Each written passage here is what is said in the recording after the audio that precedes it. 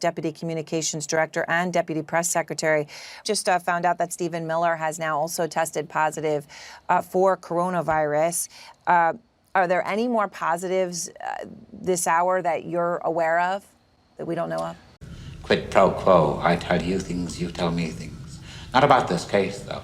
So when you say you know how to do this, I hope you're not surprised at the point that I'm going to make here, which is, of course, we all know how to do this, which is social distance and masking. And we all know that you all have not been wearing masks for many of those months, right? Just that's the reality. We see it in all the pictures. So you know, when we hear Kaylee, you know, we're talking, Caitlin talking about how people will go in meetings with superiors and they don't want to be the only one in the room not wearing a mask, that they felt that there was pressure to not wear masks because of that. The one thing that we know works. What's your response to that? I mean, is everyone, you wearing one now in every meeting, every place? You're very frank. I think it would be quite something to know you in private life. The president, you know, you mentioned that there are systems in place now with PPE. Obviously, you know, the CDC has made it clear a mask is meant to protect other people in case you are infected. The person we know to be infected, right, is the president. So is he wearing a mask? Yes or no? Absolutely. So what you're telling me, though, and this is important because you saw all the images that we saw last night, right? When he took off the mask, the White House photographer came around him, and that was within proximity.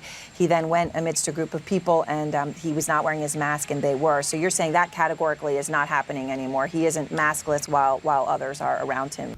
What else? I do want to just start with see the best you can tell us about the timeline as I was laying it out, because it is important, right? When you have all these people in quarantine, the president was in the hospital to know how this actually started.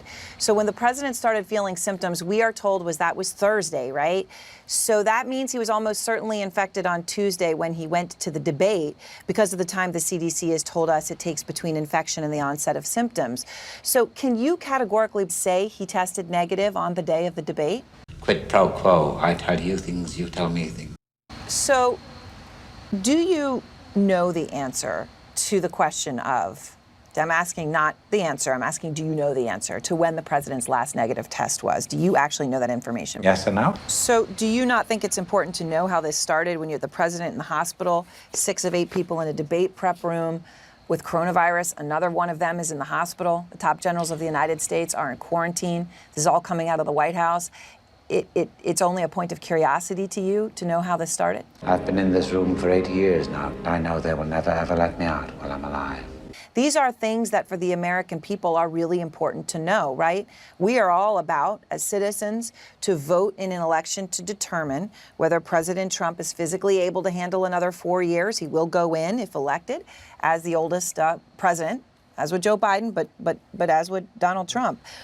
Why not be honest and put all this information out there if there's nothing to hide? I'm offering you a psychological profile based on the case evidence.